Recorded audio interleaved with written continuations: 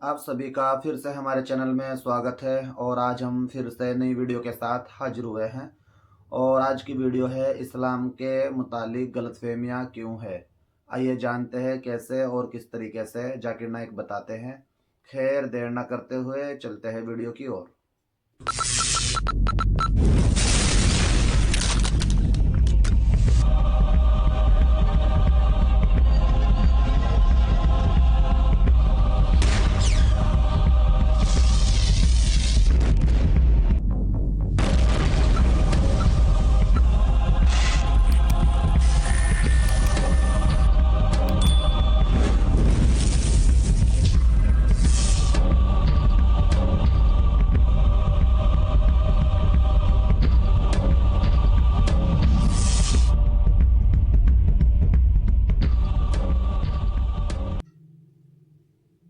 अल्हम्दुलिल्लाह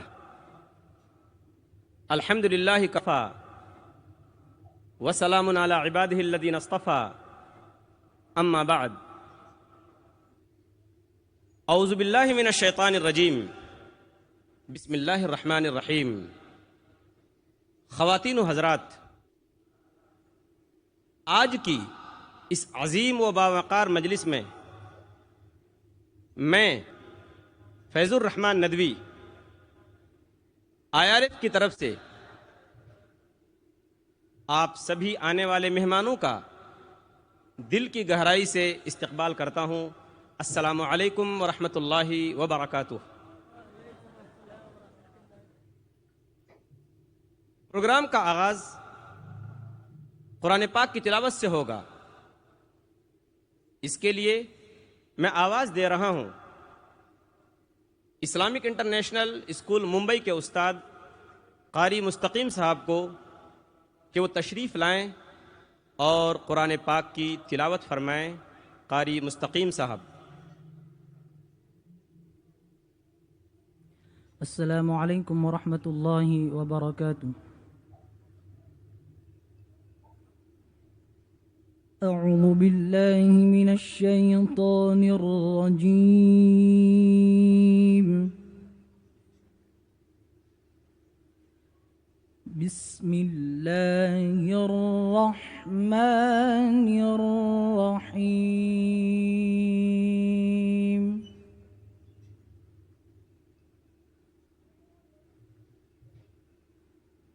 من قتل نفسا بغير نفس أو فساد في الأرض فكأنما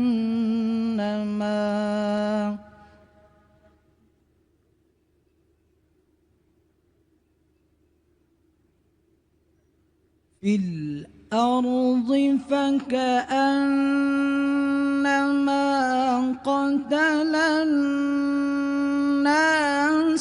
جميعا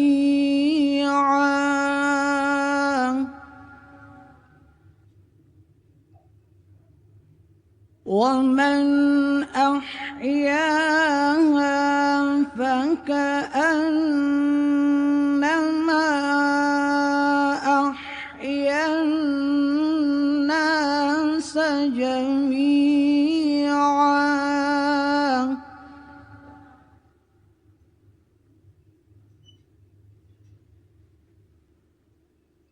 من قتل نفسا بغير نفس أو فساد في الأرض فكأنما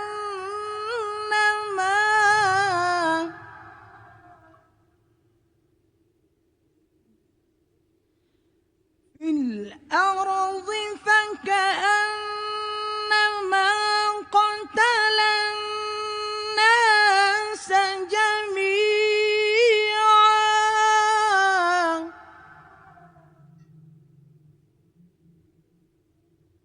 ومن أحياها فكأنما أحيا الناس جميعا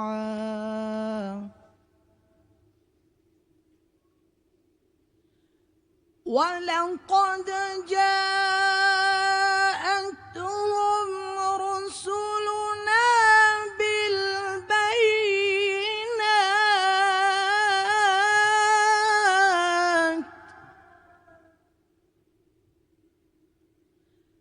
ثم إن كثيرا منهم بعد ذلك في الأرض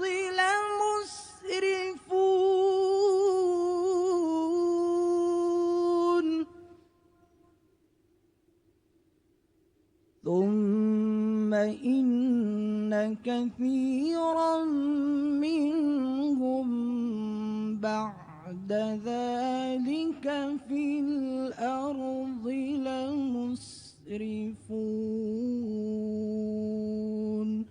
صدق الله العظيم.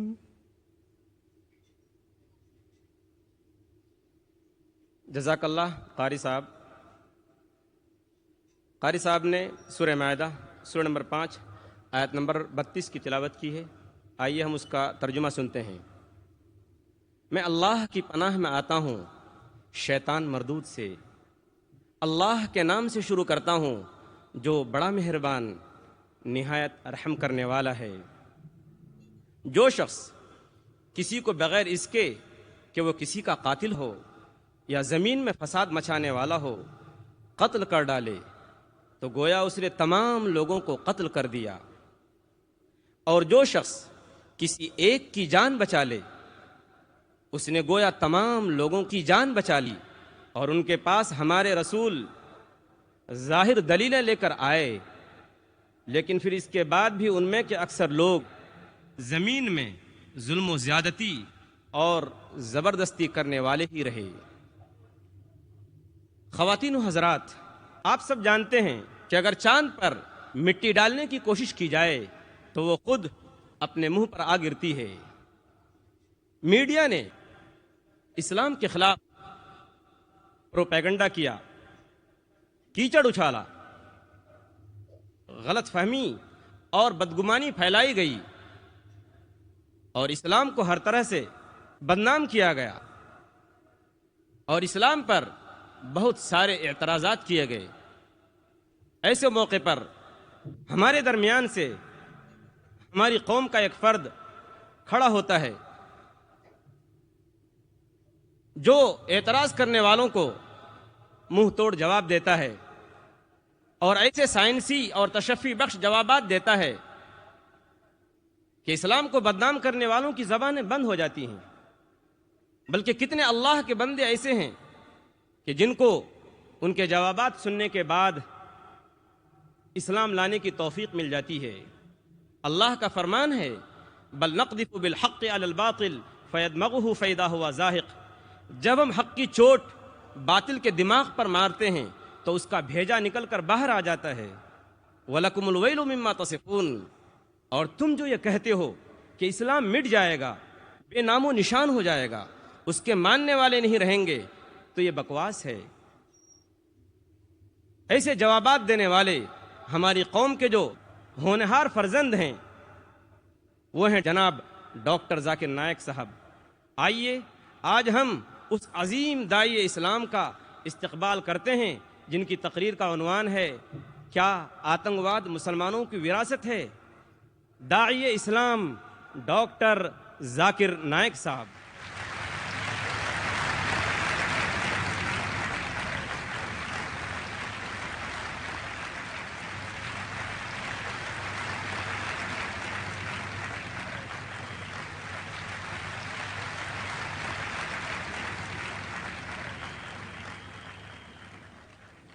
अल्हम्दुलिल्लाह वस्सलातु वस्सलाम अला रसूलिल्लाह व अला आलिहि वसहबिहि अजमईन, अम्मा बाद। औज़ु बिल्लाहि मिनश शैतानिर रजीम, बिस्मिल्लाहिर रहमानिर रहीम। वक़ुल जाअल हक़्क़ु व ज़ाक़ल बातिल इन्नल बातिल काना ज़हूक़ा। रब्बि इश्रह ली सदरी व यस्सिर ली अमरी वहलुल उक़दतम मिन लिसानी यफ़क़हू क़ौली। मेरे मोहतरम बुज़ुर्गों और मेरे अजीज़ भाइयों और बहनों, अस्सलामु अलैकुम वरहमतुल्लाहि वबरकातुहू। अल्लाह सुब्हाना व तआला की सलामती, रहमत और बरकत आप सब पर हो। जैसे आप जानते हैं कि मैं तकरीर अक्सर अंग्रेजी में करता हूं और उर्दू पे मुझे महारत नहीं है, लेकिन चंद मौक़ों पर जब ऑर्गेनाइजर इसरार करते हैं मैं कोशिश करता हूं कुछ बात कहूं उर्दू या हिंदी में। क्योंकि मेरी तालीम अंग्रेजी में हुई है तो जाहिर है कि इस उर्दू या हिंदी तकरीर में काफ़ी गलतियां करूंगा। तकरीर के पहले मैं आप सबसे माजरत चाहता हूं और उम्मीद रखता हूं कि आप मेरे इन गलतियों को नज़रअंदाज करेंगे और इस तकरीर के मवाद पर तवज्जो देंगे। तकरीर शुरू करने के पहले मैं आज़म कैंपस के मैनेजमेंट कमेटी का शुक्रगुजार हूं कि उन्हें प्रोग्राम माशाअल्लाह 3 दिन के लिए ऑर्गेनाइज किए। और उसके बाद मैं पूना पुलिस फोर्स का शुक्रगुजार हूं कि वो पूरी कोशिश कर रहे हैं कि प्रोग्राम अमन से जाए। और उन्हें महसूस हुआ तो कल और आज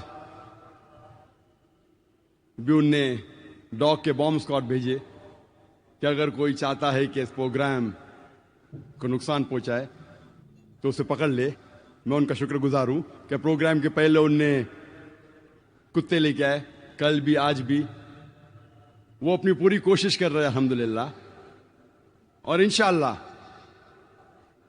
उनकी मदद से और अल्लाह सुब्हानहू व तआला की मर्जी से इंशाअल्लाह हमें उम्मीद है कि 3 दिन का प्रोग्राम इंशाअल्लाह अमन से गुजरेगा इंशाअल्लाह। आज के तकरीर का मौजू है, क्या आतंकवाद मुसलमानों की विरासत है? क्या दहशतगर्दी मुसलमानों की जागीर है? Is terrorism a Muslim monopoly? और यह तकरीर सबसे पहली बार मैंने हिंदुस्तान में अंग्रेजी में की थी, बंबई में 2 साल पहले सितंबर 2006 में, बिल्कुल जो 11 जुलाई 2006 के बॉम्ब ब्लास्ट के 2 महीने बाद जो सीरियल ट्रेन बॉम्ब ब्लास्ट हुए थे बॉम्बे में। और उस वक्त बंबई का माहौल बहुत गंभीर था और काफी मुसलमान फिक्रमंद थे। और कई मुसलमानों ने मुझसे दरख्वास्त की कि ऐसे माहौल में जाकिर भाई आप ही तकरीर कर सकते हैं, क्योंकि आप को काफ़ी लोग मानते हैं मुसलमानों में, गैर मुसलमानों में, गवर्नमेंट में। जो इस बात को मैं तस्लीम नहीं करता हूं, तो अल्लाह सुब्हानहू व तआला है जो भी इज्जत देता है। और दूसरी तरफ कई बॉम्बे के सीनियर पुलिस ऑफिसरान मुझसे दरख्वास्त किए कि आप मुसलमानों से खिताब करो माहौल को समझाने के लिए। So I was on the edge of a sword. मुझे 2 तरफा जिम्मेदारियां थी और क्योंकि मैं मुसलमान हूं अल्हम्दुलिल्लाह, मुझे हक की बात कहना है। तो इस माहौल में सबसे पहली बार मैंने अंग्रेजी में तकरीर की, is terrorism a Muslim monopoly, 2 साल पहले बंबई में सितंबर 2006 में शनमुकानंद हॉल में। इंटरनेशनल मीडिया में 2005-2006 में एक बहुत मशहूर जुमला हमेशा टेलीविजन पे, रेडियो पे, मैगजीन पे, न्यूज़पेपर पे हमेशा दोहरा जा रहा था। वो था, हर मुसलमान आतंकवादी नहीं है, लेकिन हर आतंकवादी मुसलमान है। Every Muslim is not a terrorist, but every terrorist is a Muslim. और ये जुमला 11 जुलाई 2006 बॉम्बे ट्रेन सीरियल ब्लास्ट के बाद बॉम्बे में भी मशहूर हुआ। तो इस जुमले ने मुझे तहकीक करने पे मजबूर किया और उस जुमले ने यह तकरीर को जन्म दिया, क्या आतंकवाद मुसलमानों की विरासत है। और क्योंकि हमारा रिसर्च सेंटर है इस्लामिक रिसर्च फाउंडेशन, मैंने रिसर्च की कि चंद सैकड़ों सालों में जितने आतंकवादी हमले हुए, मैंने उन पर रिसर्च की और तहकीक करने की कोशिश की कि ये जुमले में कितनी सच्चाई है, जो मैं आज आपके सामने पेश करूंगा। सबसे पहले मैंने ये जानने की कोशिश की कि आतंकवाद का डेफिनेशन क्या है। What is the definition of the word terrorism. और बहुत तहकीक करने के बाद यह पता लगा कि आतंकवाद का माना जो है वो बहुत पेचीदा है और मुख्तलिफ है। आतंकवाद को डिफाइन करना नामुमकिन के बराबर है, क्योंकि यह डेफिनेशन, यह माना हर वक्त बदलता है depending upon the geographical location, depending upon the historical background. इलाके के एतबार से यह डेफिनेशन बदलता है, तारीख के एतबार से यह डेफिनेशन बदलता है। इसीलिए आतंकवाद, टेररिज्म को डिफाइन करना इज नेक्स्ट टू इम्पॉसिबल, नामुमकिन के बराबर है। लेकिन तहकीक में यह पता लगा कि सबसे पहली बार यह लफ्ज टेररिज्म, आतंकवाद या दहशतगर्दी, सबसे पहले यह इस्तेमाल किया गया था सन 1790s में, और सबसे पहले बार यह वर्ड टेररिज्म इस्तेमाल किया था एक अंग्रेज ने जिसका नाम था एडवर्न बर्क। फ्रेंच रेवोल्यूशन के टाइम पे जैकोबिन डोमिनेटेड फ्रेंच गवर्नमेंट को डिस्क्राइब करने के लिए इस्तेमाल किया गया था। और 1793, 1794 में वो दौर कहलाया जाता था द रेन ऑफ टेरर, दहशत का दौर। और मैक्सिमिलियन रॉबस्पियर ने, कहा जाता है, क्या 5 लाख से ज्यादा द एनिमीज ऑफ स्टेट, देश के दुश्मनों को जो वो कहता था, उनको पकड़ लिया, 40,000 से ज्यादा का कत्ल किया। गिलोटीन, गिलोटीन में सिर को काट देना। 2 लाख से ज्यादा लोगों को डिपोर्ट किया, देश के बाहर कर दिया।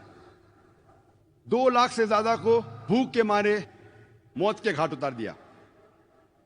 तो सबसे पहली बार ये ब्रिटिश स्टेट्समैन एडवर्न बर्क ने इस्तेमाल किया था फ्रेंच रेवोल्यूशन के टाइम पे फ्रेंच गवर्नमेंट को डिस्क्राइब करने के लिए मैक्सिमिलियन रॉबस्पियर को। जब हम आतंकवादी हमले की तहकीक करते हैं तो पता लगता है वक्त नहीं है कि सारे सैकड़ों सालों के बारे में तकरीर करूं मैं, पूरा दिन भी देंगे तो कम होगा। चंद मौके पेश करूंगा आप लोगों के सामने। 1881 में किंग अलेक्जेंडर II, सार अलेक्जेंडर II ऑफ रशिया, जब सेंट पीटर्सबर्ग के सड़क पे जा रहे थे गाड़ी में, एक जोर का धमाका होता है और वो गाड़ी के बाहर निकलते हैं। वो गाड़ी जो बुलेट प्रूफ कार थी, जो नेपोलियन I ऑफ फ्रांस ने उन्हें दी थी, जब वो गाड़ी के बाहर निकलते हैं फौरन और एक धमाका होता है और उनके ऊपर हमला होता है और उनका कत्ल हो जाता है। वो आदमी का नाम जिसने किंग अलेक्जेंडर II, सार अलेक्जेंडर II ऑफ रशिया का कत्ल किया, उसका नाम था इग्नेसी। वो एक पोल था बर्बक्स का, वो गैर मुस्लिम था। सन 1886 में हे मार्केट स्क्वायर शिकागो में एक लेबर रैली में, बड़ा जुलूस था लेबर का, उसके अंदर एक बम फेंका जाता है पुलिस के ऊपर और पुलिसमैन डीगन मर जाता है।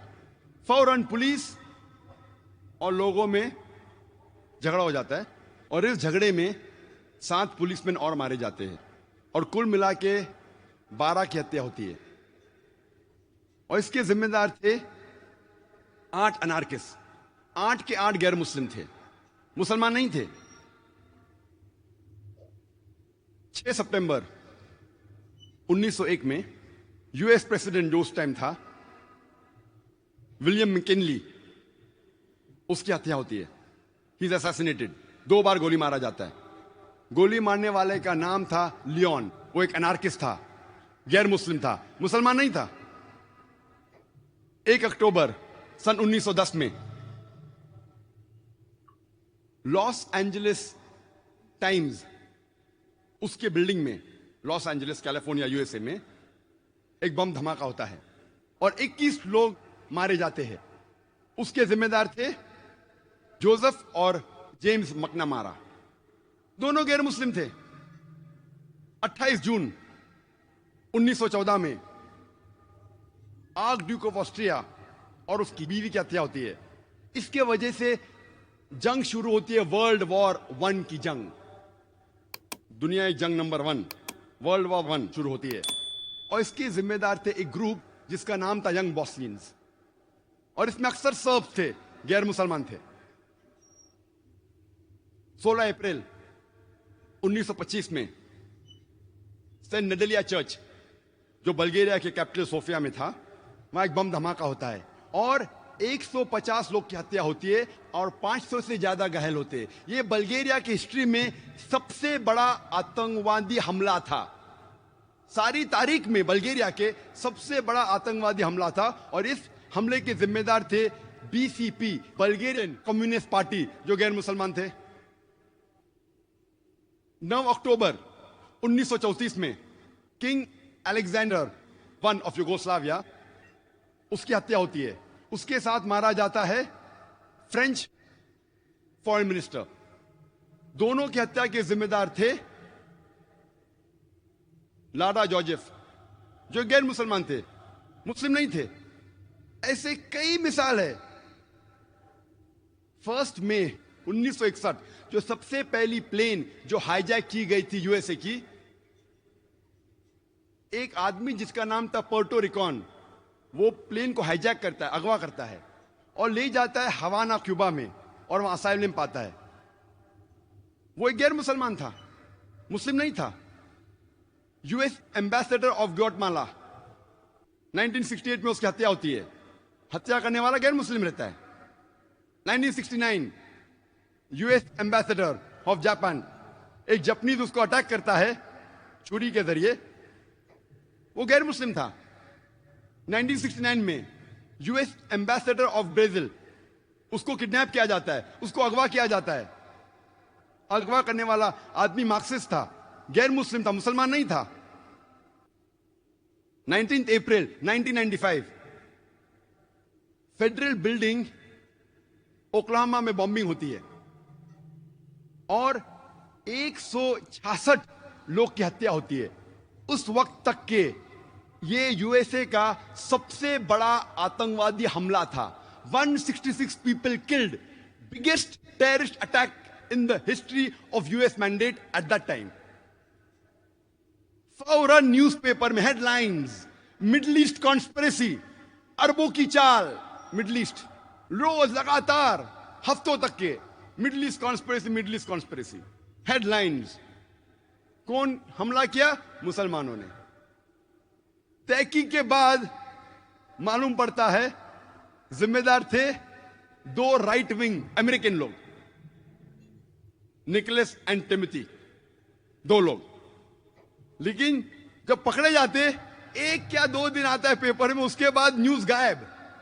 हफ्तों तक मुस्लिम जिम्मेदार, मुस्लिम जिम्मेदार, पकड़ा जाता है आदमी, 1-2 दिन बाद में न्यूज गायब, क्योंकि गैर मुस्लिम था।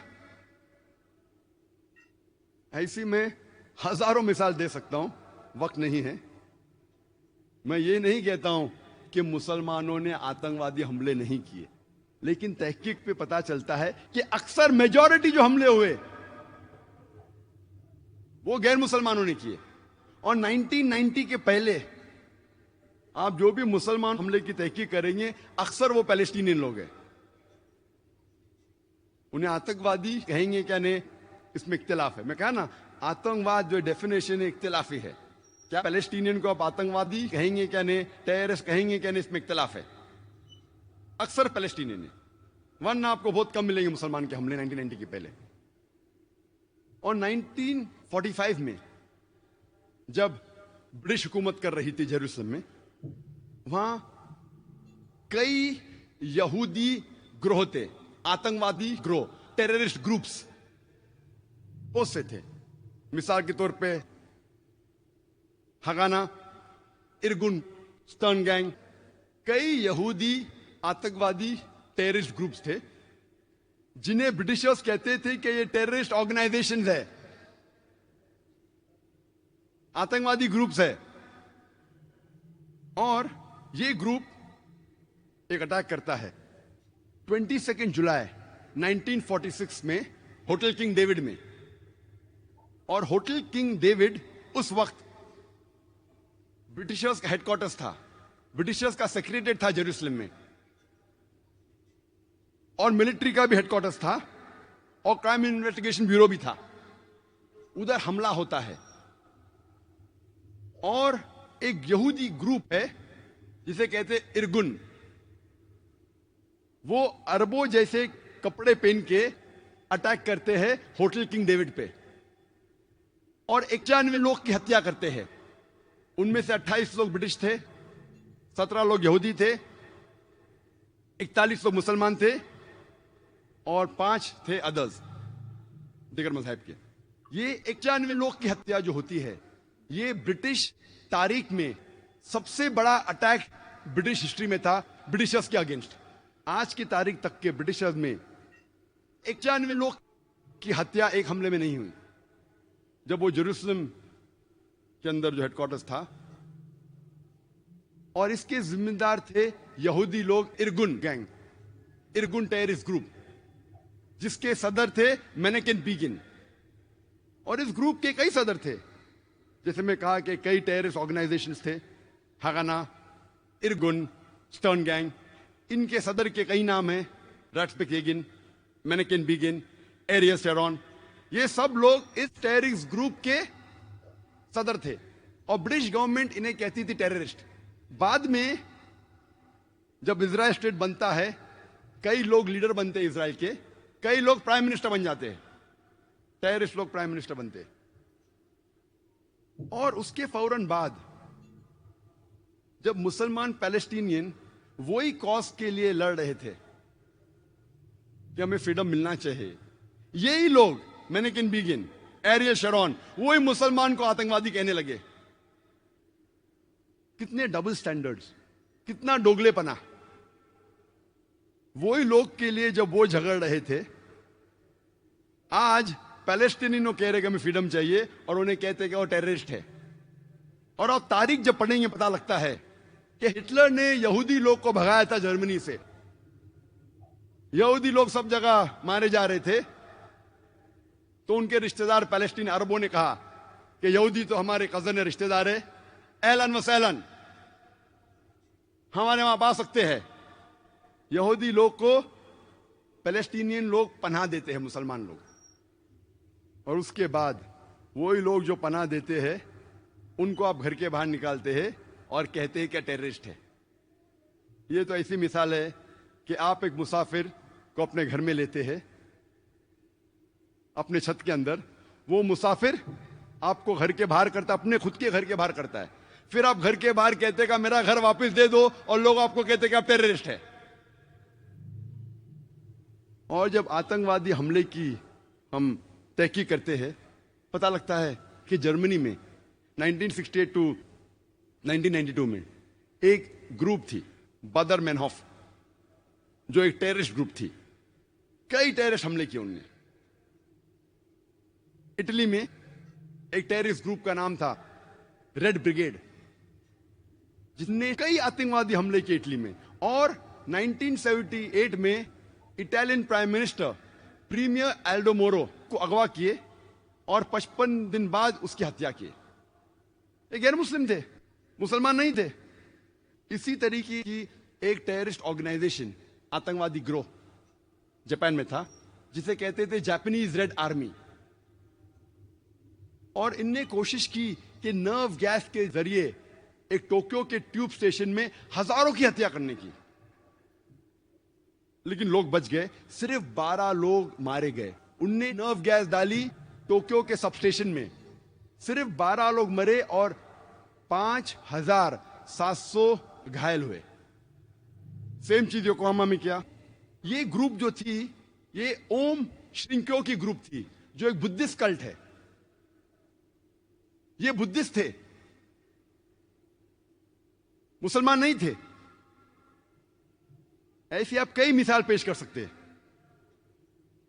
यूके में हम जानते हैं कि सबसे खतरनाक टेररिस्ट अटैक और सबसे ज्यादा जो टेररिस्ट अटैक किए वो है IRA ने, आयरिश रिपब्लिकन आर्मी।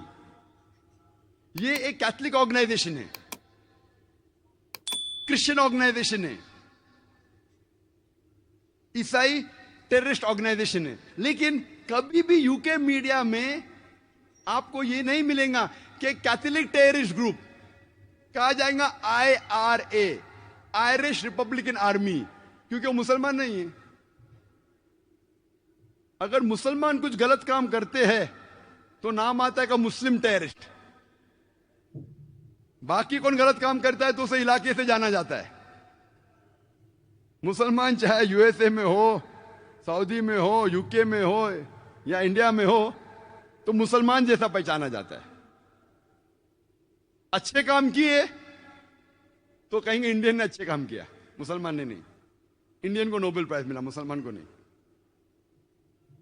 तो डबल स्टैंडर्ड्स क्यों? और ये जो ऑर्गेनाइजेशन है आयरिश रिपब्लिकन आर्मी, वो खुसूसन कैथलिक ऑर्गेनाइजेशन है, इसीलिए झगड़ा कर रही है प्रोटेस्टेंट के साथ और कई सालों से कर रही है। 100 से ज्यादा टेररिस्ट अटैक किए उनने। 1972 में 22 फरवरी में एल्डरशॉट में उनने बम का धमाका किया जिसमें 7 लोगों का कत्ल हुआ। 21 जुलाई 1972 बेलफास्ट शहर में ये IRA ने और एक बम धमाका किया जिसमें 11 लोग का कत्ल हुआ और 130 घायल हुए। 10 दिन बाद 31 जुलाई 1972 में क्लॉडी में 3 बम धमाका किए उनने और इसमें 9 लोग की हत्या हुई। 1974 में गिलफोर्ड पब में उनने बम धमाका किया जिसमें 5 लोग का इंतकाल हुआ और 44 लोग घायल हुए। उसी साल 1974 में बर्मिंघम पब में फिर से एक बम धमाका किया जिसमें 21 लोग का कत्ल हुआ एंड 182 घायल हुए। ये IRA ने 1996 में लंदन में बम धमाका किया जिसमें 2 लोग का कत्ल हुआ और 100 लोग से ज्यादा घायल हुए। उसी साल 1996 में मैनचेस्टर में एक बम फोड़ा शॉपिंग कॉम्प्लेक्स के बाहर जिसमें 206 लोग घायल हुए।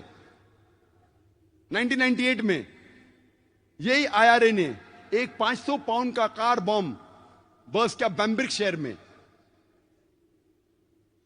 जूते की दुकान के बाहर जिसमें 35 लोग घायल हुए और 200 से ज्यादा घर तबाह हुए।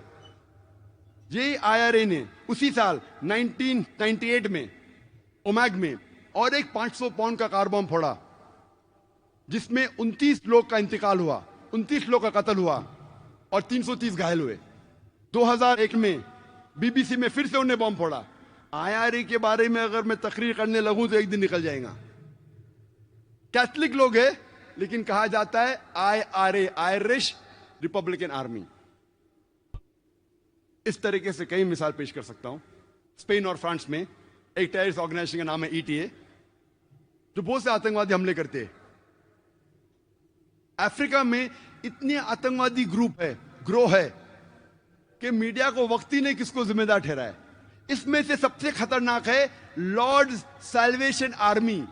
ये एक क्रिश्चियन टेररिस्ट ऑर्गेनाइजेशन है, लॉर्ड्स सैल्वेशन आर्मी, और वो छोटे छोटे बच्चे लोग को ट्रेन करती है टेररिस्ट अटैक कमिट करने के लिए।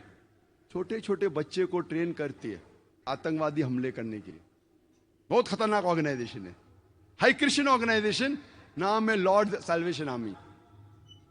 श्रीलंका में हम जानते हैं जो एक बहुत खतरनाक टेररिस्ट ऑर्गेनाइजेशन है, उसका नाम है LTTE, liberation tigers of Tamil Eelam. Short form है तमिल टाइगर्स। हमेशा पेपर में आता है LTTE, तमिल टाइगर्स। कौन है वो? हिंदू लोग है। और जब तहकीक करते हैं हमें पता लगता है कि ये वो लोग हैं जिन्होंने सबसे पहले सुसाइड बॉम्बिंग को मशहूर किया। और एक किताब लिखी अमेरिकन ने, रॉबर्ट पेप ने, जो एसोसिएट प्रोफेसर शिकागो में थे, डाइंग टू विन। उनका रिसर्च था टेररिस्ट अटैक पे, सुसाइड बॉम्बिंग पे। और उनने कहा कि लोग जो इल्जाम लगाते मुसलमान सुसाइड बॉम्बिंग करते हैं, इसकी शुरुआत किसने की, इसको सबसे आम किसने किया, किसने सबसे आम किया इसे। और वो कहते हैं कि नंबर 1 जो आज के दौर में जो सुसाइड बॉम्बिंग के माहिर थे वो LTTE हिंदू थे।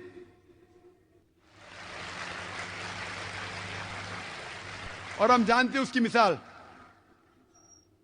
मिसाल हम जानते हैं कि 21 मई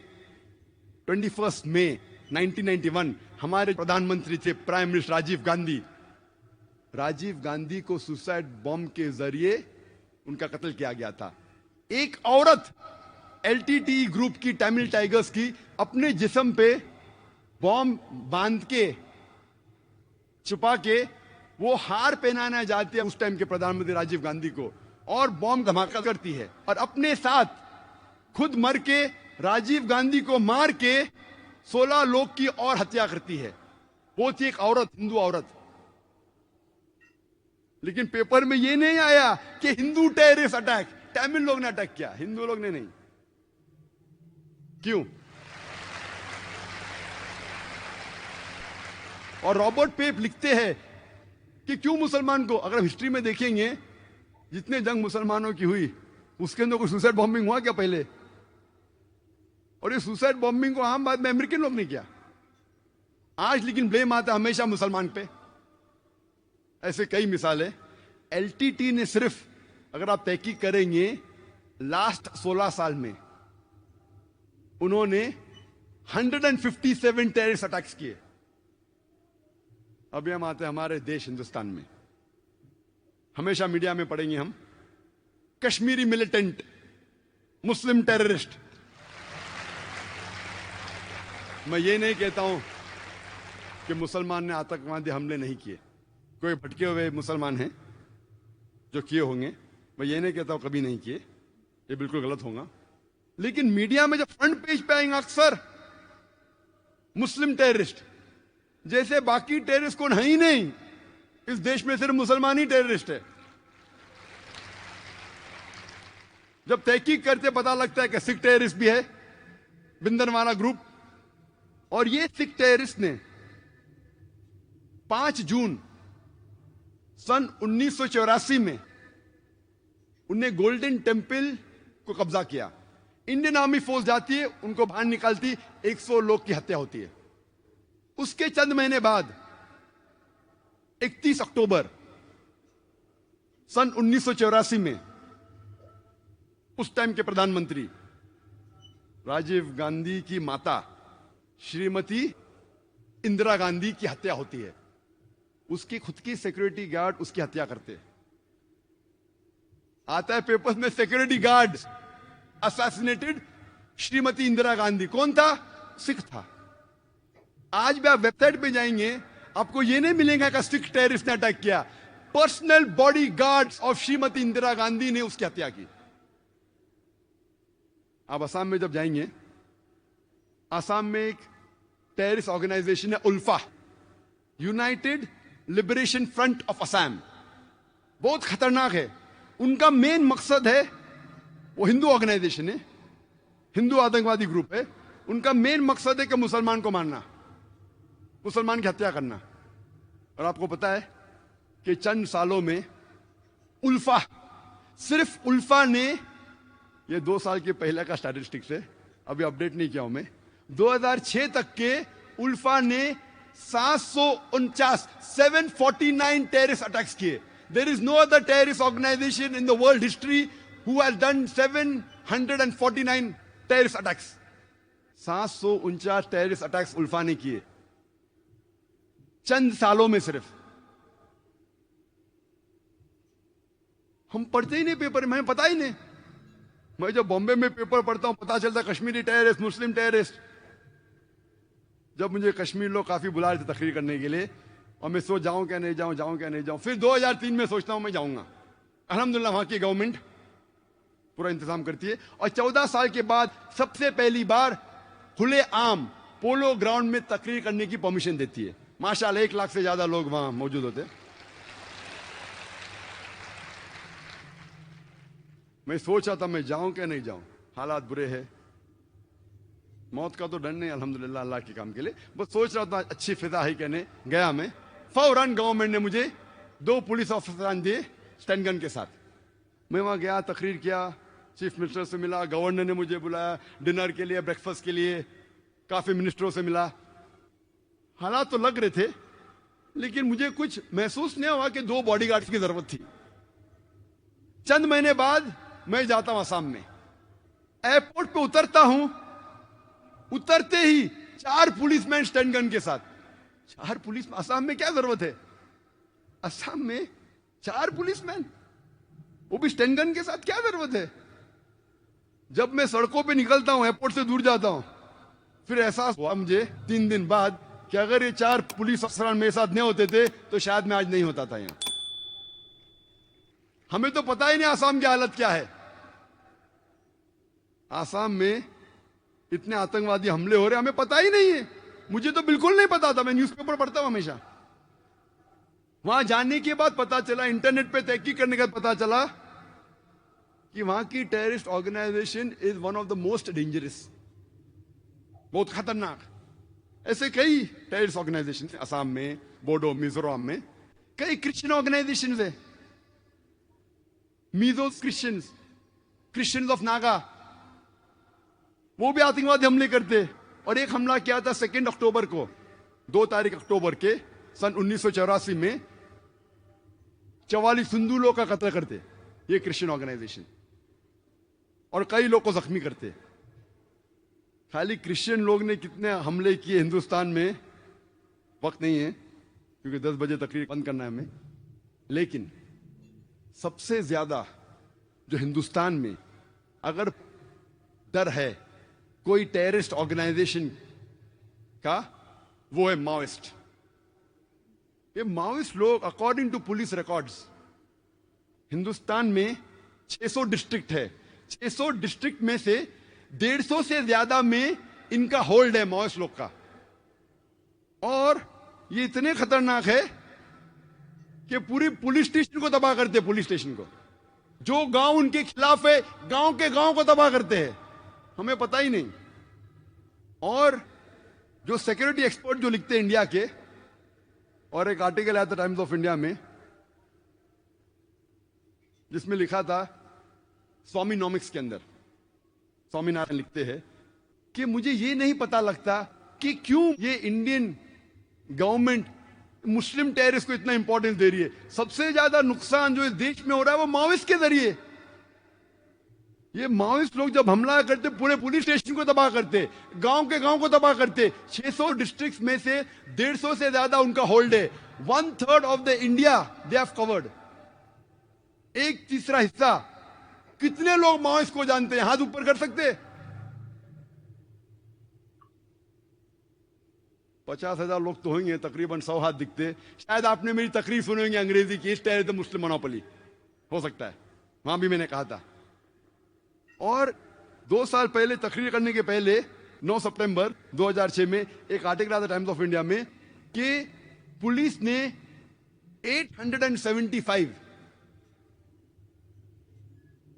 875 रॉकेट्स जो माओइस्ट के थे उनको पकड़ लिया।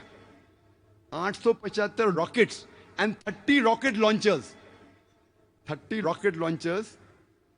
875 रॉकेट्स। और वहां का डीजीपी ऑफ आंध्र प्रदेश कहता है कि एक रॉकेट हेलीकॉप्टर को उड़ा सकता है, एक रॉकेट पूरे पुलिस स्टेशन को तबाह कर सकता है 600 मीटर दूर से। यानी आधा किलोमीटर दूर से बैठ के उस रॉकेट से हमला करे तो पुलिस स्टेशन तबाह हो सकता है, हेलीकॉप्टर तबाह हो सकता है, बिल्डिंग के बिल्डिंग उड़ सकती है। रॉकेट लॉन्चर्स, ये तो पूरे देश पे हमला करने की प्रिपरेशन है। आर्टिकल आएगा, छोटा इनसाइड इंफॉर्मेशन आएंगे, हेडलाइंस पे नहीं आएगा, इनसाइड पेजेस पे आएगा, 9 पेज पे, 7 पेज पे। क्यों? क्योंकि मुसलमान नहीं हो।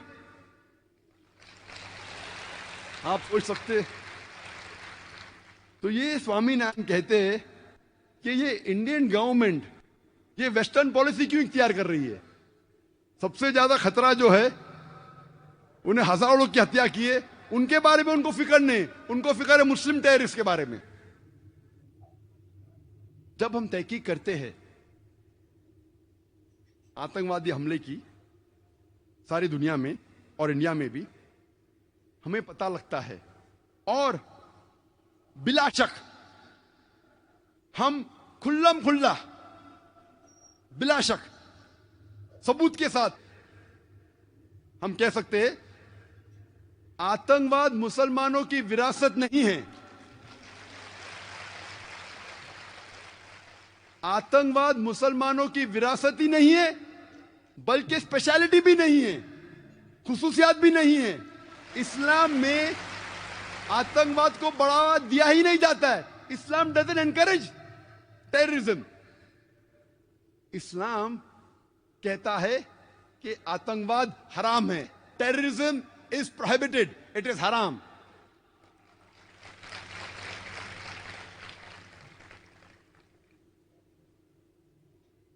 जब हम तहकीक करते हैं जितने आतंकवादी हमले हुए दुनिया में, इंडिया में, हमें पता लगता है कि सब टाइप के आतंकवादी है। कैथलिक आतंकवादी है, क्रिश्चियन आतंकवादी है, हिंदू आतंकवादी है, यहूदी आतंकवादी है, मुस्लिम आतंकवादी है, सिख आतंकवादी है, बुद्धिस्ट आतंकवादी है, कम्युनिस्ट आतंकवादी है, सेक्युलर आतंकवादी है। When we do a survey, we come to know that there are all types of terrorists. There are Catholic terrorists, there are Christian terrorists, there are Jewish terrorists, there are Hindu terrorists, there are Muslim terrorists, there are Sikh terrorists, there are Buddhist terrorists, there are secular terrorists, there are communist terrorists. So why do you say that terrorism is a Muslim monopoly? So क्यों आप कहते हैं आतंकवाद मुसलमान की विरासत है? और क्योंकि मैं इस्लाम और तकबुल मसाइब का तालिब इल्म हूं, इस्लाम एंड कंपैरेटिव रिलीजन का तालिब इल्म हूं, मैं ये तो नहीं कह सकता हूं कि 100% सारे मजहब कहते हैं कि बेगुनाह को मारना हराम है। मैं ये नहीं कह सकता हूं, क्योंकि मैं जानता हूं कुछ मजहब कहते हैं कि मार सकते, लेकिन ये कह सकता हूं जरूर कि अक्सर सारे मज़ाहिब ये कहते हैं कि बेगुनाह को कत्ल करना हराम है, गुनाह है। और इन सारे मज़ाहिब में से अव्वल नंबर जो बेगुनाह इंसान के कत्ल के खिलाफ है वो है इस्लाम।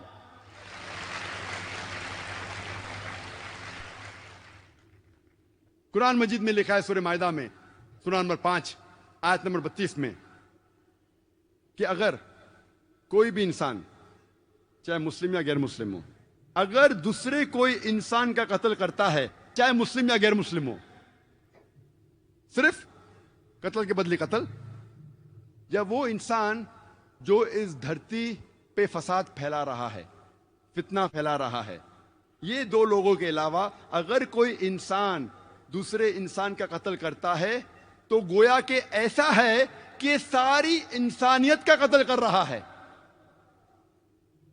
कुरान मजीद में लिखा है कि अगर कोई इंसान कोई दूसरे बेगुनाह इंसान का कत्ल करता है तो गोया के ऐसा है कि सारी इंसानियत का कत्ल कर रहा है। और आगे लिखा है कि अगर कोई इंसान दूसरे इंसान की जान बचाता है तो गोया के सारी इंसानियत की जान बचाता है। मैं ये नहीं जानता हूं कि कोई मजहब की किताब में लिखा है कि अगर आप एक इंसान की जान बचाओ तो सारी इंसानियत की जान बचाओ। ये इस्लाम में लिखा है, कुरान में ये नहीं लिखा है कि मुसलमान की जान बचाओ तो अच्छी चीज है। कोई भी मासूम इंसान की अगर जान बचाते हैं आप, चाहे मुस्लिम या गैर मुस्लिम, सारी इंसानियत की जान बचाते। और कोई भी मासूम इंसान का कत्ल करते हैं तो गोया के सारी इंसानियत का कत्ल कर रहे हैं।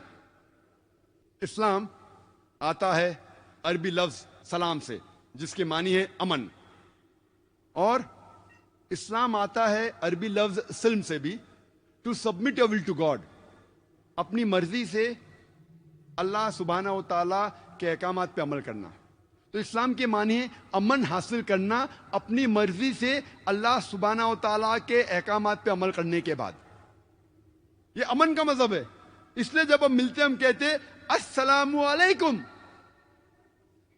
अल्लाह सुब्हानहू व तआला की आप पर रहमत हो। तो वो मजहब जो रहमत फैलाता है कैसे बेगुनाहों की जान लेने के लिए कह सकता है?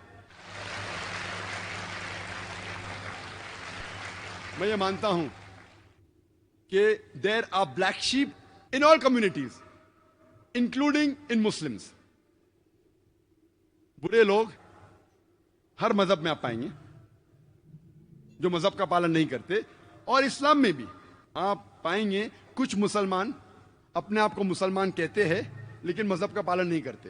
There are black sheep in every community. लेकिन ये ब्लैक शीप के वजह से क्या आप सारे मुसलमानों को कहेंगे क्या वो गलत है? और अगर हम तहकीक करते भी, परसेंटेज ऑफ मुस्लिम्स जो मुसलमान टेररिस्ट अटैक करते हैं, मुसलमान ने जितने लोगों का कत्ल किया दुनिया में, अगर परसेंटेज देखेंगे और गैर मुसलमान का, मुसलमान तो गिनती में भी नहीं किधर। खाली मीडिया के फ्रंट पेज पे मुसलमान कुछ है जो बहके हुए है। जरा ब्लैक शीप इन कम्युनिटी जो गलत काम करते हैं, जो कुरान के पैगाम पे अमल नहीं करते, जो इस्लाम की बात नहीं मानते, वो बहके हुए है। मैं नहीं कहता हूं कोई भी आदमी जो मुसलमान कहता है अपने आप को बेगुनाह को नहीं मारा, मारा है। लेकिन जब हिस्ट्री की तहकीक करते हैं कि सबसे ज्यादा आतंकवादी हमले किसने किए, मैं आपसे पूछना चाहता हूं कि दुनिया की हिस्ट्री में, इंसानियत की तारीख में आप कह सकते वो कौन सा शख्स है इंसानियत की तारीख में जो सबसे ज्यादा इंसानों का कत्ल किया है? कौन है वो शख्स? आसान सवाल आसान जवाब, हिटलर। हिटलर क्या मुसलमान था? कौन था वो? क्रिश्चियन। लेकिन कभी भी आर्टिकल में नहीं आएगा Christian is the biggest terrorist, कभी नहीं आएगा। हिटलर ने खुद 6 मिलियन 60 लाख यहूदी को मौत के घाट उतारा, इंसिनरेटेड देम, उन्हें जला दिया। और तारीख गवाह है कि हिटलर के वजह से वर्ल्ड वॉर 2 शुरू हुई, और वर्ल्ड वॉर 2 में 6 करोड़ इंसानों की हत्या हुई। आज की तारीख कहती है कि हिटलर इसके जिम्मेदार है। 6 करोड़ लोग की हत्या, 60 million people in the world, the blame goes on Hitler. कौन था वो? मुसलमान था? क्रिश्चियन था? नंबर 2 पे कौन आता है?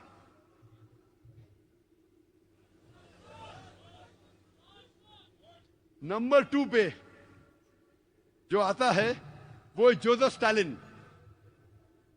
जोसेफ स्टालिन को कहा जाता है अंकल जो। वो यूएसएसआर का था। उसे कहते हैं मैन ऑफ स्टील, लोहे का आदमी। उसके सिर पे 2 करोड़ मासूम इंसानों की हत्या है, 20 मिलियन पीपल। 14.5 मिलियन लोगों को 1 crore 45 lakh 14.5 million human beings ही स्टार्व टू डेथ। उसने भूख के मारे उन्हें मारा। 1 करोड़ 45 लाख, 10 लाख से ज्यादा बेगुनाह इंसानों का कत्ल किया। 9.5 मिलियन 95 लाख इंसानों को देश के बाहर किया।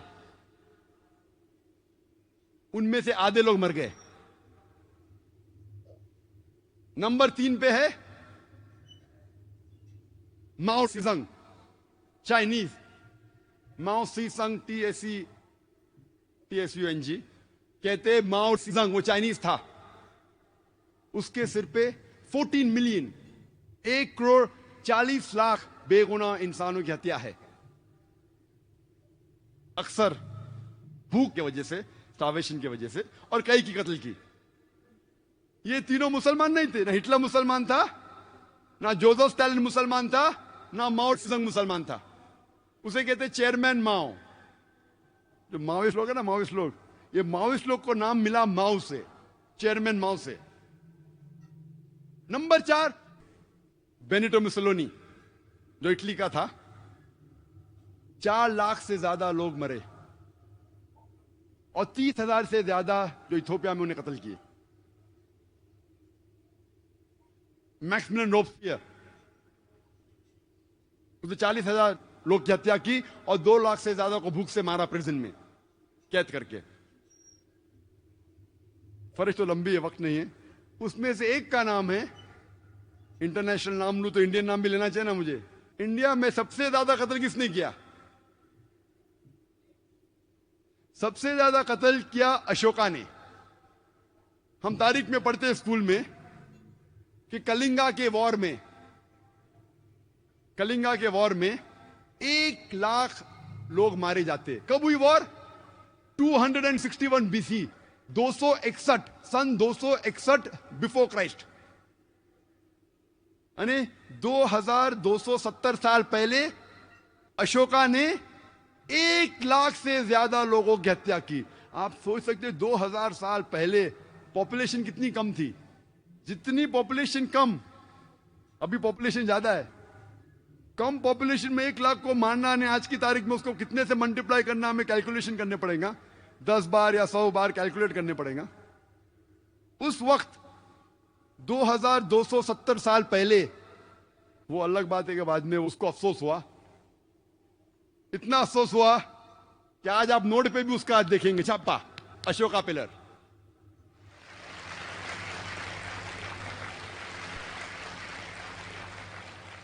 एक लाख लोग की हत्या की, नोट पे, सिक्के पे, कॉइन पे अशोका पिलर। मैं यही नहीं कहता कि मुसलमानों ने कत्ल नहीं किया। मुसलमान की अगर मैं देखूं कौन सा मुसलमान सबसे ज्यादा कत्ल किया, मैं तहकीक करूं, जो हिटलर के करीब आता है कोई मिलता ही नहीं, जो जोसेफ स्टालिन के करीब आता है मिलता ही नहीं, जो माओ के करीब है मिलता ही नहीं। नाम जो सबसे ज्यादा अगर करूं तो आ जाता है सद्दाम हुसैन।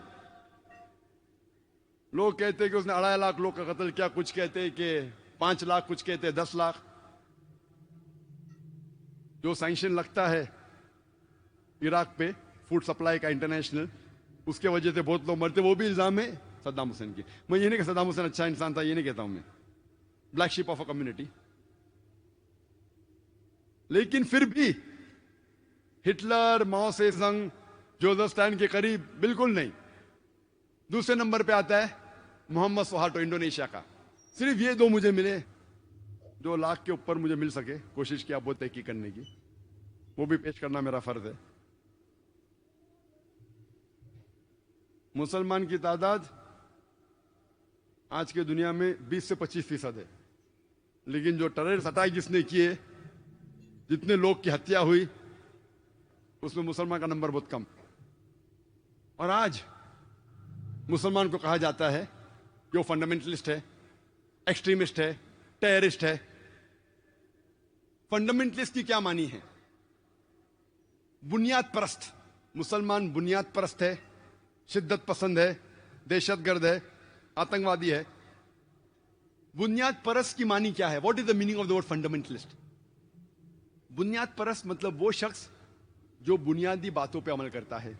मिसाल के तौर पे, अगर कोई शख्स को अच्छा साइंटिस्ट बनना है तो उसके लिए फर्ज है कि वो साइंस की बुनियादी बातों को जाने और उसके ऊपर अमल करे। जब तक वो साइंस के मैदान में बुनियाद परस्त नहीं बनता है, तब तक कि वो अच्छा साइंटिस्ट बन ही नहीं सकता।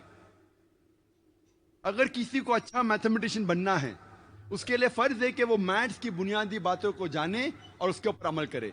जब तक वो मैथमेटिक्स के मैदान में बुनियाद परस्त न बने, तब तक वो अच्छा मैथमेटिशियन बन ही नहीं सकता।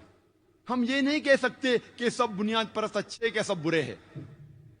अक्सर लोग कहते हैं ऑल फंडामेंटलिस्ट आर बैड, सब बुनियाद परस्त गलत है। हमें तहकीक करना चाहिए किस मैदान में वो बुनियाद परस्त है। मिसाल के तौर पे, अगर एक बुनियाद परस्त डॉक्टर है, तबीब है, हजारों इंसानों की जान बचाता है, वो मुआशरे के लिए अच्छी चीज है। दूसरी ओर अगर बुनियाद परस्त चोर है, जिसका पेशा है चोरी करना, वो मुआशरे के लिए बुरा है। तो पहले हमें तहकीक करना चाहिए किस मैदान में वो बुनियाद परस्त है। सब बुनियाद परस्त को नहीं कह सकते कि अच्छे है क्या सब बुरे हैं। जहां तक के बुनियाद परस्त का सवाल है, as far as fundamental is concern, मैं ये कहना चाहता हूं कि आई am a Muslim fundamentalist and I'm proud to be a Muslim fundamentalist. मैं मुस्लिम बुनियाद परस्त हूं और मुझे गर्व है कि मैं मुसलमान बुनियाद परस्त हूं, क्योंकि मैं इस्लाम के तालीमात को जानता हूं और उसके ऊपर अमल करता हूं और कोशिश करता हूं कि पूरी तरह अमल करूं। और मैं जानता हूं कि इस्लाम में एक भी तालीम नहीं है जो इंसानियत के खिलाफ है।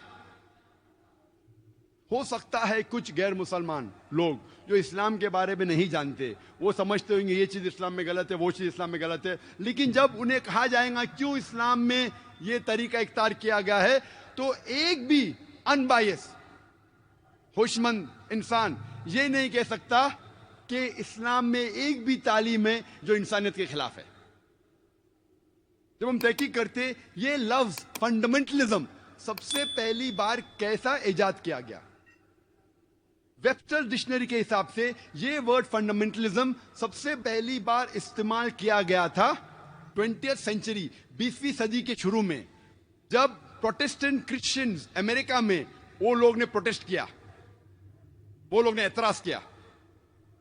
चर्च कहती थी कि message of the Bible is from God, ये जो तालीमात बाइबल की है वो खुदा की तरफ से है। लेकिन ये प्रोटेस्टेंट क्रिश्चियंस ने अमेरिका में early part of 20th century में कहा कि सिर्फ बाइबल की तालीमात ही ने खुदा की तरफ से है, खाली बाइबल का पैगाम खुदा की तरफ से नहीं है, बाइबल का हर लफ्ज हर हर्फ खुदा की तरफ से है। अगर कोई शख्स ये साबित कर सके कि बाइबल का हर हर्फ हर लफ्ज खुदा की तरफ से, तो ये अच्छा मूवमेंट है फंडामेंटलिज्म का।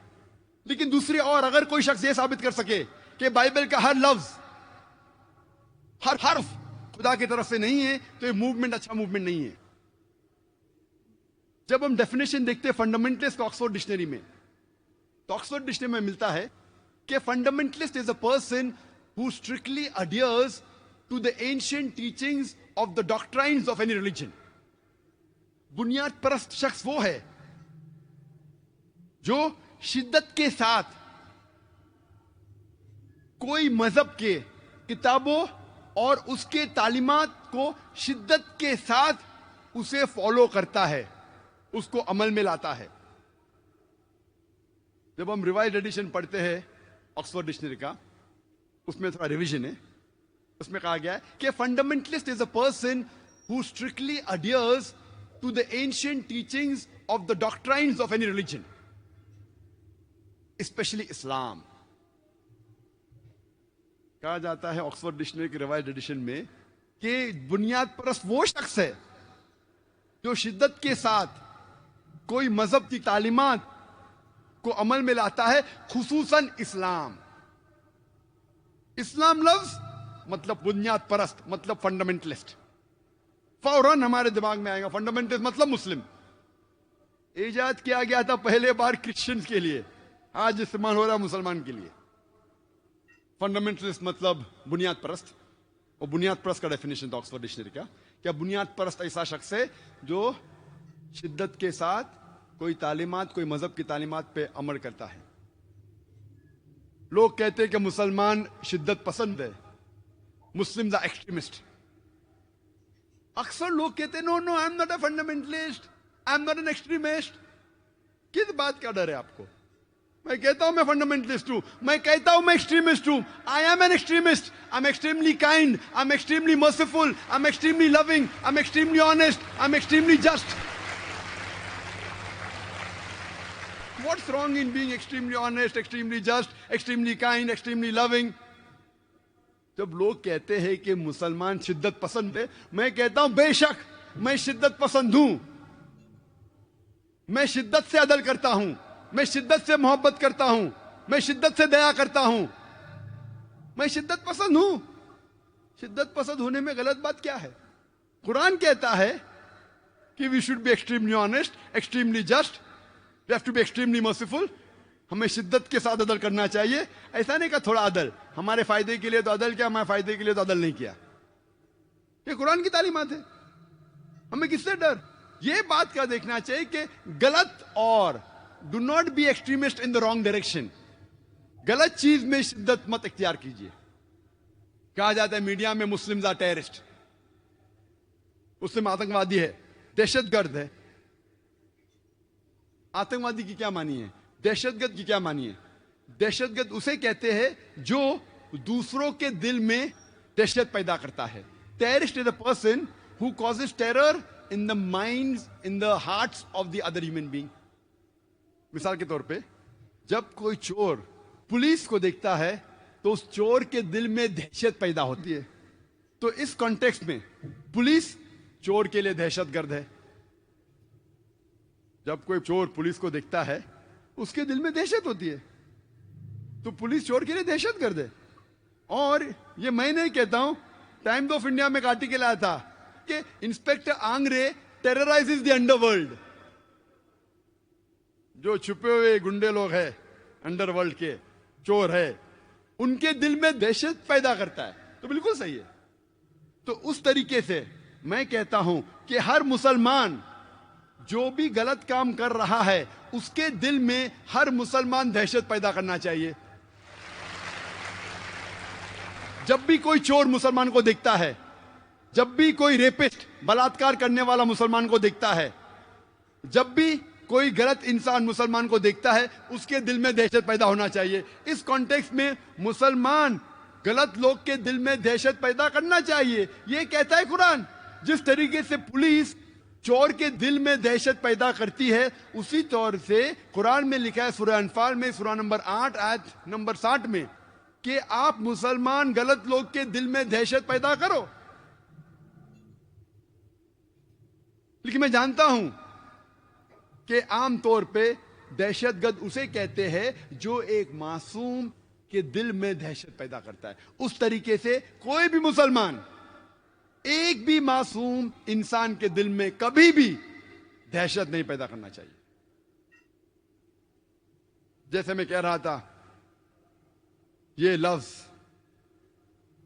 आतंकवाद, दहशतगर्दी या आतंकवादी या दहशतगर्द, इसके कई कॉन्फ्लिक्टिंग डेफिनेशंस है, कई इख्तिलाफी डेफिनेशंस है। और बहुत से बार वही शख्स को दो लेबल दिया जाता है, वही एक्टिविटी के लिए, वही काम के लिए। हम जानते हैं कि 60 साल पहले, कई सालों तक अंग्रेज इस देश पे हुकूमत कर रहे थे और कई हिंदुस्तानी अपने आजादी के लिए, इस देश के आजादी के लिए लड़ रहे थे। ये लोग को ब्रिटिश गवर्नमेंट कहती थी टेररिस्ट, आतंकवादी, दहशतगर्द। हम आम हिंदुस्तानी कहते थे ये है पैट्रियट, ये देशभक्त है। वही शख्स, वही काम, दो लेबल, दो लक़ब। हम जानते हैं भगत सिंह, सुभाष चंद्र बोस, चंद्रशेखर आजाद, ये सब अपने देश के लिए लड़ रहे थे। इनके सिर के ऊपर नाम लगाया अंग्रेज ने दहशतगर्द। अगर आप अंग्रेज के व्यू से सहमत है कि अंग्रेज को हिंदुस्तान पे हुकूमत करने का हक है, तो आप बेशक कहेंगे दहशतगर्द थे। लेकिन जब आप आम हिंदुस्तानी से पूछते कि अंग्रेज तो तिजारत करने आए थे, उनको कोई हक नहीं हम पे हुकूमत करने का, तो हम कहेंगे ये दहशतगर्द नहीं है, ये देशभक्त है। वही लोग, वही काम, दो लेबल। तो लेबल देने के पहले हमें यह जानना चाहिए कि वो किस काम के लिए जिद्दोजहद कर रहा है। ऐसे कई मिसाल है तारीख में। हम जानते हैं अमेरिकन रेवोल्यूशन में 1775 में जब ब्रिटिशर्स अमेरिका पे रूल कर रहे थे, बहुत से अमेरिकन अपने आजादी के लिए लड़ रहे थे। उनमें से था जॉर्ज वॉशिंगटन, बेंजामिन फ्रैंकलिन। उस वक्त 1775 ब्रिटिश गवर्नमेंट के हिसाब से नंबर 1 टेररिस्ट था George Washington. George Washington according to the British government was terrorist number 1 at that time. आजादी के बाद यही टेररिस्ट नंबर 1 जॉर्ज वॉशिंगटन बन जाता है प्रेसिडेंट ऑफ यूएसए। आप सोच सकते हैं टेररिस्ट नंबर 1 बन जाता है प्रेसिडेंट ऑफ यूएसए। और वो गॉड फादर है सब प्रेसिडेंट्स का, इंक्लूडिंग जॉर्ज बुश। ऐसे कई मिसाल है। नेल्सन मंडेला, गोरी की हुकूमत जब थी साउथ अफ्रीका में, उन्होंने साउथ अफ्रीका में नेल्सन मंडेला को गिरफ्तार किया और 25 साल से ज्यादा रॉबिन आइलैंड में कैद कर लिया। आफ्टर इंडिपेंडेंस, सफेद हुकूमत जाने के बाद, जब साउथ अफ्रीका को इंडिपेंडेंस मिला, आजादी मिली, उसके बाद नेल्सन मंडेला को मिलता है Nobel prize for peace. The white apartheid government, गोरी की हुकूमत कहते थे नेल्सन मंडेला टेररिस्ट नंबर 1 है, 25 साल तक कैद होता है, उसके बाद उसको मिलता है नोबेल प्राइज फॉर पीस। ना कि वो बहुत खराब इंसान था, बाद में अच्छा बना, वही काम के लिए जिसके लिए वो 25 साल के लिए जेल में गया, उसी काम के लिए उसको मिलता है नोबेल प्राइज फॉर पीस। इसके क्या मानी है? 25 साल तक कैद हुआ, आतंकवाद का लेबल लगा, बाद में उसे मिलता है नोबेल प्राइज फॉर पीस। तो इससे यह हमें अंदाजा होता है कि जो भी पावर में है, जो भी लक़ब वो देना चाहता है आपको दे सकता है। हक की तो कुछ बुनियाद ही नहीं है, हकीकत को कोई जानना ही नहीं चाहता है। जो पावर में, जिसके पास ताकत है, वो जो लक़ब देता है लग जाता है। आज गैर मुसलमान कह रहे मुसलमान टेररिस्ट, लक़ब लग गया। हकीकत है कि नहीं, वो कोई जानने की कोशिश ही नहीं कर रहा है। जब मेरा एक इंटरव्यू हो रहा था तो इंडियन प्रेस में अक्सर प्रेस इंटरव्यू होते रहते, तो मुझे कह रहे थे टेररिज्म के ऊपर, तो मैंने उनसे कहा, जब ब्रिटिश प्रेस कहने लगी भगत सिंह को टेररिस्ट, आप मानते हैं? बोलते नहीं। क्यों? वो गलत है। तो आज जब वेस्टर्न मीडिया, ब्रिटिशर्स, अमेरिकन कहते मुस्लिम टेररिस्ट है, तो आप क्यों मानते? तो वो हंसने लगा। हा। मैंने बोला आपने तहकीक की? बोलते नहीं, बस छाप दिया, जो रोटर्स भेजती है छाप दिया। आपने तहकीक की? बोले नहीं। क्यों? उस वक्त क्योंकि आप हिंदुस्तानी थे, आपको पता तो नहीं छापी। आज जब नहीं पता तो मत छापो ना, कुछ भी लक़ब दे देते आप छाप देते। क्यों? जब मैं ऑस्ट्रेलिया में गया था 2001 में दिसंबर में, 9/11 के चंद महीने बाद, ऑस्ट्रेलिया में मेरा टॉपिक था टेररिज्म एंड जिहाद, इस्लामिक पर्सपेक्टिव। जिहाद और दहशतगर्दी, इस्लामिक नजरिया। तकरीर खत्म होने के बाद सबसे पहला सवाल यूएस कॉन्सल जनरल ने मुझसे पूछा, doctor Zakir Naik, do you consider Osama bin Laden to be a terrorist?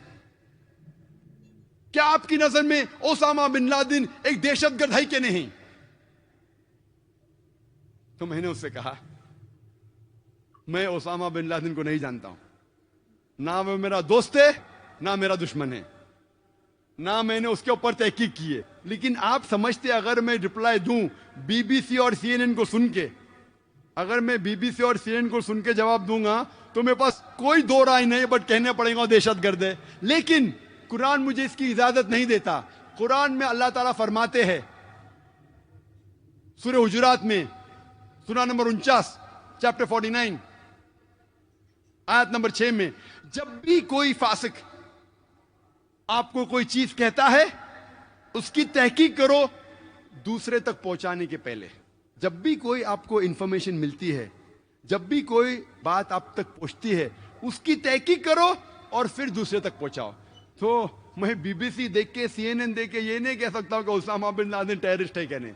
मैं उसे अच्छा भी नहीं कहता हूं, बुरा भी नहीं कहता हूं, ना वो मेरा दोस्त है ना मेरा दुश्मन है। लेकिन मैं ये बात बिल्कुल साफ तौर से कह सकता हूं, क्या बीबीसी चैनल पे, सीएनएन चैनल पे, कई चैनल पे खुद मैंने देखा कि अफगानिस्तान में हजारों लोग मारे गए। जॉर्ज बुश ने कहा कि attack, war on terror, Afghanistan पे अटैक हुआ, इराक पे अटैक हुआ, हजारों लोग मारे गए। 9/11 जो हुआ, तो मैंने कहा ये तो खुद जो 9/11 जो हुआ, ये इल्जाम है कि ओसामा बिन लादेन ने किया। मैं नहीं जानता हूं, जो साइंटिस्ट है यूएसए के वो कहते हैं it's inside job. George Bush ने खुद किया है, ये मैं नहीं कहता, नो कहते। सही है कि हकीकत है, बाद में तहकीक करेंगे, अभी वक्त नहीं है। मैं जॉर्ज बुश को ज्यादा टाइम नहीं देना चाहता हूं। लेकिन ये जानता हूं कि खुद उसने अपने मुंह से कहा, न्यूज़पेपर में, उसके मीडिया पे, उसके खुद के मीडिया पे, उसके खुद के चैनल के ऊपर, क्या हजारों लोग का कत्ल हुआ अफगानिस्तान में उसके वजह से, कई बेगुनाह को मारा गया इराक में, उसने सैंक्शन लगाए, कई बच्चे लोग, 5 लाख से ज्यादा बच्चे लोग इराक में मरे because of the take sanctions. तो मेरे नजर में आज की तारीख में सबसे बड़ा हत्यारा, सबसे बड़ा दहशतगर्द जॉर्ज बुश।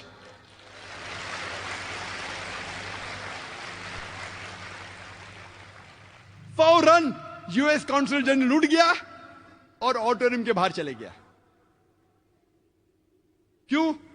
कुरान कहता है सूरह इसरा में चैप्टर 17 वर्स नंबर 81, वकुल जाल हक वज़ाकल बातिल इन्नल बातिल काना ज़हूका, कहो के हक आ गया है और बातिल का सर्वनाश होगा और फी नफ्सी बातिल को खत्म होना है। फौरन हेडलाइंस में, ऑस्ट्रेलियन न्यूज़पेपर में, doctor Naik calls himself a fundamentalist and says number 1 terrorist in the world is George Bush. Australian paper में आया।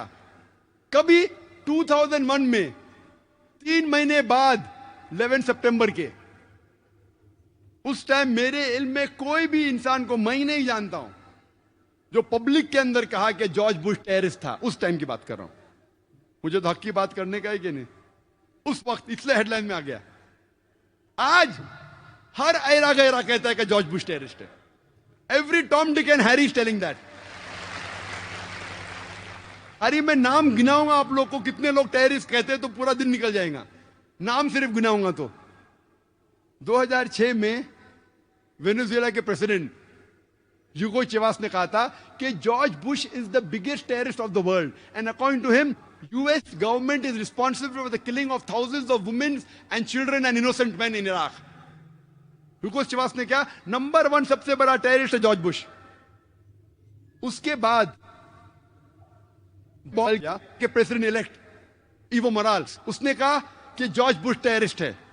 हैरी बेलफोंट जो एक बहुत बड़ा एक्टिविस्ट है अमेरिकन और वो एक सिंगर भी है, उसने कहा कि बिगेस्ट टेररिस्ट जॉर्ज बुश। एक एमपी जो ब्रिटिश का है यूके में, जॉर्ज गैलवे, उसने कहा कि जितना खून टॉनी ब्लेयर और जॉर्ज बुश के हाथों पे लगा है बेगुनाहों का, वो जो लंदन ट्यूब के बॉम्बिंग जो हुए, जो टेररिस्ट लोग निकले, उससे ज्यादा खून जॉर्ज बुश और टॉनी ब्लेयर के हाथ में लगा हुआ है। किसने कहा? एक गैर मुस्लिम जॉर्ज गैलवे जो मेंबर ऑफ पार्लियामेंट है यूके का। हमारे इंडिया में भी कितने लोग ने किया है। ज्योति बासु, उसने किया 2006 में कि George Bush is the biggest terrorist. Betty Williams जिसको अवार्ड मिला था नोबेल प्राइज फॉर पीस, अमन का अवार्ड मिला, वो कहती है I would love to kill George Bush. मैं बेहद पसंद करूंगी जॉर्ज बुश को कत्ल करने के लिए। आप सोच सकते हैं Nobel prize for peace winner Betty Williams, एक औरत है जिसको नोबेल प्राइज मिला पीस के लिए, वो कहती है मैं नहीं देख सकती हूं बेगुनाह बच्चे मर रहे हैं, मैं चाहती हूं मेरे दिल से कि जॉर्ज बुश का कत्ल करूं। मैंने तो 2001 में कहा था, उस टाइम तो कोई हिम्मत नहीं करता था, अल्लाह की मदद थी। आज तो हर टॉम डिक एंड हैरी कहता है। जब मैं लंदन में लेक्चर दिया जिहाद एंड टेररिज्म पे, तकरीर थी जिहाद और दहशतगर्दी पे, इस्लामिक पस मंजर में अच्छी तकरीर थी माशाअल्लाह। पहला सवाल एक नौजवान उठ के कहता है, doctor Zakir Naik, death to George Bush, George Bush का कत्ल करो। मैंने इतनी अच्छी तकरीर किया, कितने गैर मुसलमान थे, मेरे पूरे तकरीर पे पानी फेर दिया उसने। सब लोग ताली मारने लगे, जॉर्ज बुश को कत्ल करो, जॉर्ज बुश को कत्ल करो। मेरा मकसद है दावा देना, मेरा मकसद है अमन फैलाना। 1 घंटे की तकरीर की, इतनी मिसाल दी इस्लाम की, और ये नौजवान उठ के कहता है जॉर्ज बुश का कत्ल करो, और लोग ताली मारने लगे। तो मैंने कहा अगर आप अल्लाह के रसूल की सीरत पढ़ेंगे, अल्लाह के रसूल कहते हैं कि उस वक्त इस्लाम के सबसे बड़े दुश्मन 2 लोग थे, दोनों का नाम था उमर। अल्लाह के रसूल अल्लाह से दुआ करते हैं कि ये उमरैन में से, ये 2 उमर में से एक उमर को हिदायत दे। तो मैंने कहा कि हम मुसलमान को दुआ करना चाहिए कि अल्लाह ताला जॉर्ज बुश को हिदायत दे।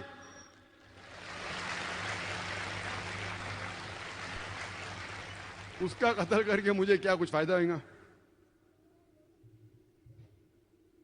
तो सीरत जब पढ़ेंगे, अगर वो दुश्मन, हम जानते अल्लाह के रसूल ने जब ये दुआ की तो हजरत उमर रदियल्लाहु अन्हु, उमर बिन खत्ताब रदियल्लाहु अन्हु, उनको अल्लाह ने हिदायत दी। सबसे कट्टर दुश्मन थे इस्लाम के, बहुत सब लोग डरते थे मुसलमान, उनको हिदायत दी। फिर सबसे बेहतरीन मुबल्लिग मुजाहिद बन गया इस्लाम के लिए।